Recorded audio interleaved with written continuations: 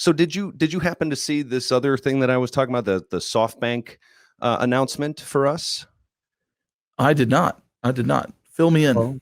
So essentially, we've got this is a press release that came out where we were mentioned. SoftBank has delivered 5G MEC in Japan. So SoftBank, for those of you who are not familiar, were one of our very first distributed cloud, public references, which was really nice. I mean, with the distributed cloud, we've got, it's a newer platform. Some of our customers are wondering, well, are people using it? That was the question I used to get all the time, really almost every day. Is there anyone who's actually using it?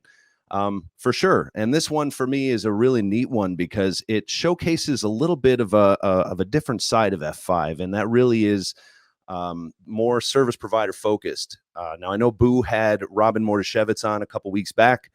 Fascinating interview if anyone didn't catch it, but it's Robin's always an interesting guy to chat with.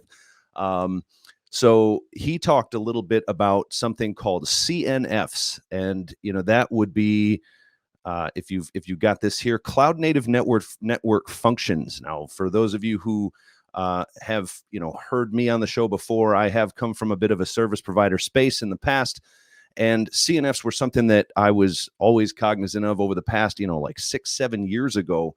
My customers were looking at CNFs and saying, move beyond VNFs. We really should talk about container network functions. So for me, the big thing to take out of the SoftBank announcement is the fact that we are doing CNF stuff on the distributed cloud. So that is a real good showcase of utilizing AppStack. So the Kubernetes-ish functionality of the distributed cloud, where we can bring up containers on the fly, as well as provide that, that network connectivity.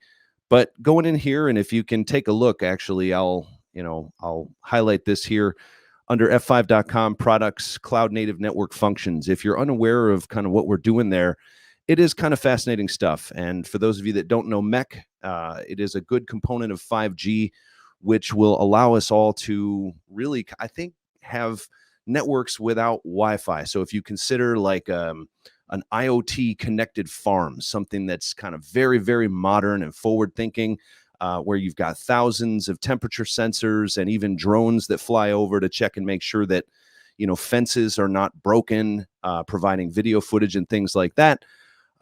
You can't really get a Wi-Fi network into a farm that is 100 acres or whatnot, but you can for sure get 5G MEC in a farm like that and have all of these IoT bots connect down through your 5G, your privatized 5G infrastructure, and then out to the greater internet proper, or maybe to interact with your farming servers. I know, isn't that crazy to say, farming servers?